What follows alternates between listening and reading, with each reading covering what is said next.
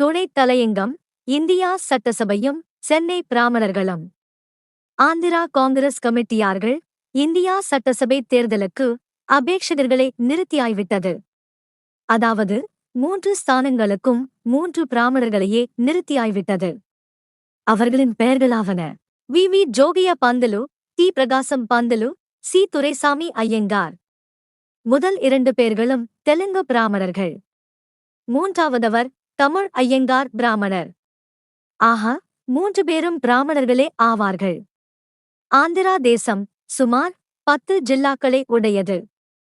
இதில் 180 லட்சம் ஜனங்களுக்கு மேல் முகமதியர் அல்லாதவர்கள், அதாவது பிராமணரல்லாத இந்துக்கள்.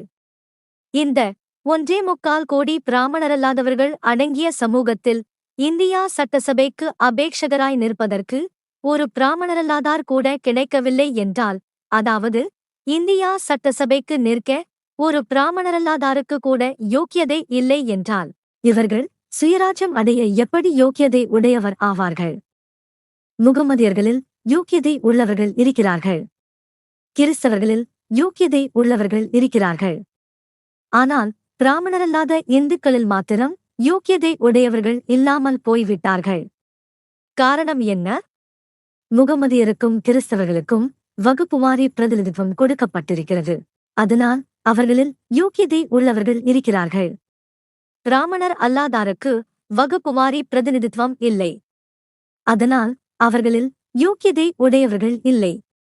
இதுதான் காரணமா அல்லது வேறு ஏதாவது காரணம் உண்டா என்று வகுப்புவாரி பிரதிநிதித்துவத்தை தொலைக்க கங்கணம் கட்டிக்கொண்டு தனது தொண்டையை கிழித்துக்கொள்ள தயாராயிருக்கும் ஸ்ரீமான் முதலியார் அவர்களை வணக்கத்துடன் கேட்கிறோம்.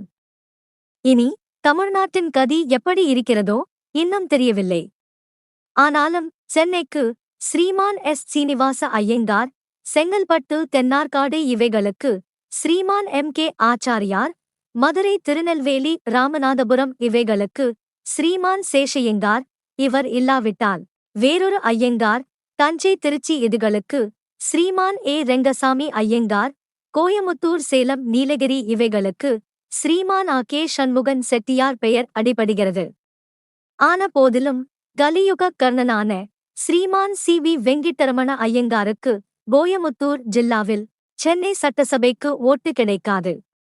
ஸ்ரீமான் ரத்தின சபாபதி முதலியார் ஜெயித்து விடுவார் என்கிற சந்தேகம் வருமானால் ஸ்ரீமான் செட்டியார் பாடு ஆபத்துதான்.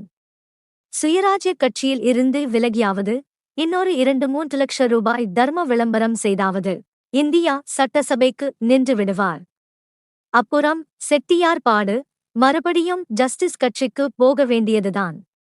இதன் முடிவு ஸ்ரீமான் சி.எஸ். ரத்தின சபாபதி முதலியார் கோயமுத்தூர் ஜில்லா போர்டு பிரசிடென்ட் எலெக்ஷனில் பெறும் ஜெயம் அல்லது தோல்வியில் அடங்கியிருக்கிறது. ஆகவே இந்தியா சட்டசபைக்கு தமிழ்நாடு சார்பாக 4 ஐயங்கார் உறுதி, 1 ஐயங்கார் சந்தேகம். தமிழ்நாட்டில் இந்தியா சட்டசபைக்கு போக யோக்கியதை உள்ளவர்கள் ஐயங்கார் ஜாதியார்தானா? பிராமணரல்லாதாரில் எவரும் இல்லையா? வகுப்புவாரி பிரதிநிதித்துவம் கிடைத்தால் இந்த ஸ்தானங்களுக்கு பிராமணரல்லாதார் நிற்காமல் காலியாகி சர்க்கார் நாமினேஷனுக்கு போய்விடுமா என்று ஸ்ரீமான் முதலியார் அவர்களை கேட்கிறோம். சென்னை சட்டசபையை பற்றி பின்னால் எழுதுவோம். குடியரசு துணைத் தலையங்கம், மே 2, 1926.